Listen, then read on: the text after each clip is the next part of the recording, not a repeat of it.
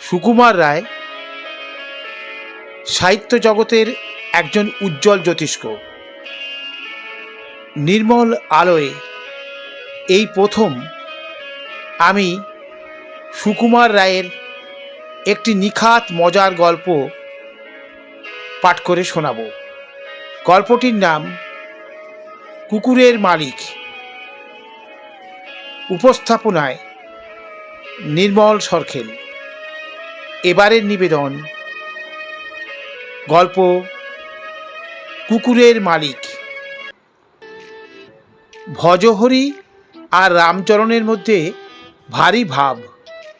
অন্তত 2 সপ্তাহ আগেও তাহাদের মধ্যে খুবই বন্ধুত্ব দেখা যাইত।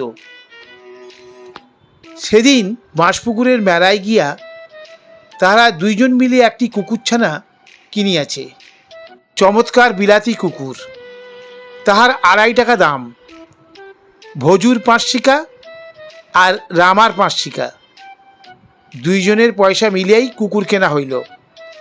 সুতরাং 2 জনেই কুকুরের মালিক। কুকুরটাকে বাড়িতে আনিয়া ভজু বলিল, অর্ধেকটা কুকুর আমার, অর্ধেকটা তোর। রামা বলিল, বেশ কথা, মাথার দিকটা আমার, লেজের দিকটা তোর। ভজু একটু ভাবিয়া দেখিল, মন্দ কি, মাথার দিকটা যাহার সেই তো কুকুরকে খাওয়াইবে, যত হাঙ্গামা সব তাহার। তাছাড়া কুকুর যদি কাউকে কামড়ায় তবে মাথার দিকের মালিকই দায়ী, লেজের মালিকের কোনো দোষ দেওয়া চলিবে না। সুতরাং সে বলিল, আচ্ছা, লেজের দিকটাই নিলাম। 2 জনে দুপুরবেলায় বসিয়া কুকুরটার পিঠে হাত বুলাইয়া তোয়াজ করিত। রামা বলিত, দেখিস আমার দিকে হাত বোলাস না। ভজু বলিত, খবরদার, এদিকে হাত আনিস নে। 2 জনে খুব সাবধানে নিজের নিজের ভাগ বাঁচাইয়া চলিত। তখন ভজুর দিকের পা তুলিয়া কুকুরটা রামার দিকের কান চুলকাইত, তখন ভজু খুব উৎসাহ করিয়া বলিত, খুব দে, আচ্ছা করে খামচে দে। আবার ভজুর দিকে মাছি বসিলে রামার দিকের মুখটা যখন সেখানে কামড়াইতে যাইত, তখন রামা আহ্লাদে আটখানা হইয়া বলিত, দে কামড়ে, একেবারে দাঁত বসিয়ে দে। একদিন একটা মস্ত লাল পিঁমড়া কুকুরের পিঠে কামড়াইয়া ধরিল। কুকুরটা গা ঝাড়া দিল, পিঠে জিভ লাগাইবার চেষ্টা করিল, নানা প্রকার অঙ্গভঙ্গি করিয়া পিঠটাকে দেখিবার চেষ্টা করিল। তারপর কিছুতেই কৃতকার্য না হইয়া কেউ কেউ করিয়া কাঁদিতে লাগিল। তখন 2 জনে বিষম তর্ক উঠিল, কার ভাগে কামড় পড়িয়াছে। এ বলে, তোর দিকে পিঁমড়ে লেগেছে, তুই ফেলবি। ও বলে, আমার বয়ে গেছে পিঁমড়ে ফেলতে, তোর দিকে কাঁদছে, সে তুই বুঝবি। সেই দিন 2 জনে প্রায় কথাবার্তা বন্ধ হইবার জোগাড়। তাহার একদিন কুকুরের কি খেয়াল চাপিল, সে তার নিজের ল্যাজটা লইয়া খেলা আরম্ভ করিল। নেহাত কুকুরে খেলা, তার না আছে অর্থ, না আছে কিছু।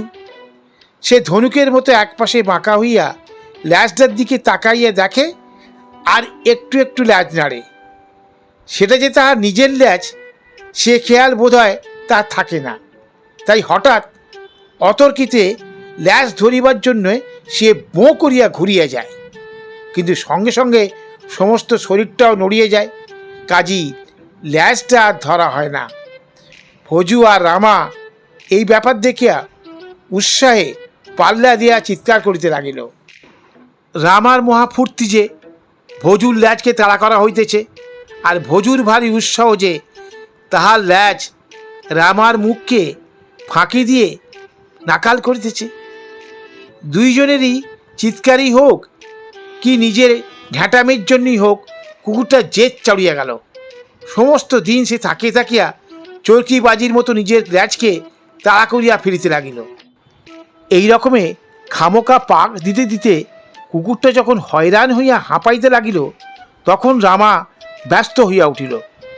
ভজু বলিল, আমার দিকটাই জিতেছে, কিন্তু কুকুরটা এমন বেহা, 5 মিনিট যাইতে না যাইতেই সে আবার ল্যাজ তাড়ানো শুরু করিল। তখন রামা রাগিয়া বলিল, এই তোমার ল্যাজ সামলাও, দেখছো না কুকুরটা হাঁপিয়ে পড়েছে? ভজু বলিল, সামলাতে হয় তোমার দিক সামলাও, ল্যাজের দিকে তো আর হাঁপাচ্ছে না। রামা ততক্ষণে রীতিমতো চটিয়েছে। সে কুকুরের পিছন পিছন গিয়া ধাই করিয়া এক লাথি কষিয়া দিল। ভজু বলিল, তবে রে, আমার দিকে লাথি মারলি কেন রে? এই বলিয়া সে কুকুরের মাথায়, ঘাড়ে, কানে চটাপট করে একটা চাঁটি লাগিয়ে দিল। 2 দিক হইতেই রেশারেশির চোটে কুকুরটা ছুটিয়া পালাইল। তখন দুইজনে বেশ একচোট হাতাহাতি হইয়া গেল। পরের দিন সকালে উঠিয়া রামা দেখে কুকুরটা আবার ল্যাজ তাড়া করিতেছে। তখন সে কোথা হইতে একখানা দা নিয়া এক কোপে ক্যাচ করিয়া ল্যাজের খানিকটা এমন পরিপাটি করিয়া উড়িয়ে দিল যে কুকুরটার আর্তনাদে ভজু ঘুমের মধ্যে লাফ দিয়ে একবারে বাইরে আসিয়া উপস্থিত। সে আসিয়াই দেখিল কুকুরের ল্যাজ কাটা, রামার হাতে দা। ব্যাপারটা বুঝিতে তার বাকি রইল না। তখন সে রামাকে মারিতে মারিতে মাটিতে ফেলিয়া তাহার উপর কুকুর লেলিয়া দিল। কুকুরটা ল্যাজ কাটার দরুন রামার উপর একটুও খুশি হয় নাই। সে নিমখারাম হইয়া রামার দিক দিয়েই রামার ঠ্যাঙে কামড়াইয়া দিল।